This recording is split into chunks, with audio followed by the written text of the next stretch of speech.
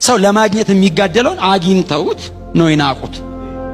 አተውት ስላላገኙት አይደለም ይናቁት። አንዳንድ ሰው እኮ ስላላገኘ ይሳደባል።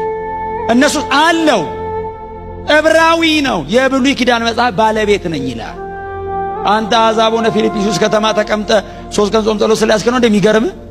እኔ እኮ ዕብራዊ ነኝ፣ ብሉይ ኪዳን መጽሐፍ አባቶቼ እኔ ናቸው፣ ሕግ እኔ ነው፣ መመኪያ ከእኔ አትበልጡም ይልና ጉድፍ። እንዴት ይሉት ወደር ከሌለው ከጌታዬ ከኢየሱስ ክርስቶስ መገለጥ ያችን ብርሃን ምን ይላታል? ወደር የሌለው ኢየሱስ ወደር የለውም።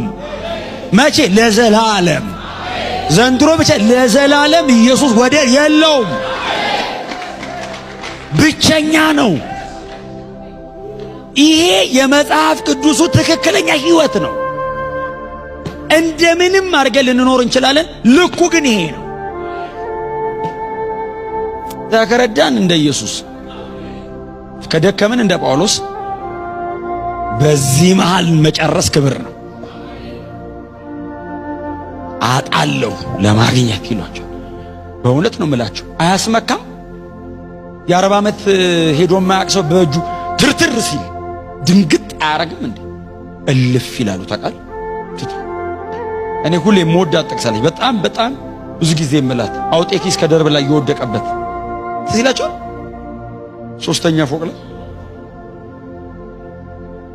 የሰውየው አይደለም ጥፋቱ፣ የጳውሎስ ነው። በእርግጥ ሰውየው አይደለም ጥፋተኛ። ሉቃስ ያለን እንግዲህ ጳውሎስ ነው ጥፋተኛ ያለ።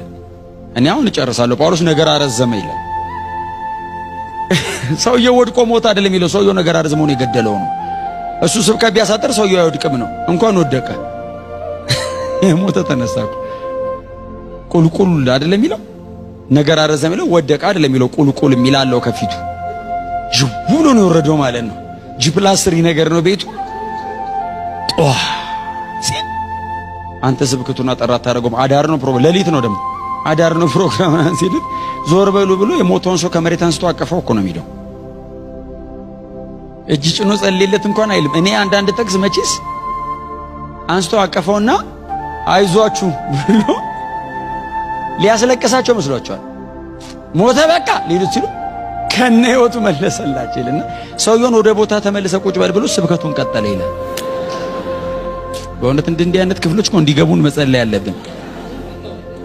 ለምን የሚቀጥለው ምዕራፍ ባይዘው ጳውሎስ በጻፈው 13 በስሙ ዕብራውያንም እንግዲህ 14 ደብዳቤ ጽፎ ሰውየው አንድም ቦታ አውጥቂስ የተባለ ጎበዝ በእጅ የተነሳ አይልም። ሉቃስ እግዚአብሔር ይስጠው ተከትሎ ባይጽፍልን ኖሮ ጳውሎስ አልጻፈም። አለፈው። መከራውን ነው የሚጽፈው ሰውየው። ተገረፍኩ ምናምን ተሰቃየው ነው እንጂ እንትን አይጽፍም። ስኬት ያው መከራ መንፈሳዊ ያረጋሃል፣ ስኬት ይበታትናል። አይጽፈውም። እረሳዋለሁ ይላል። ትላንትና ትቼዋለሁ። እግዚአብሔር እስኪሞቱ የሰራባቸው ለዛ ነው። አሜን ነው።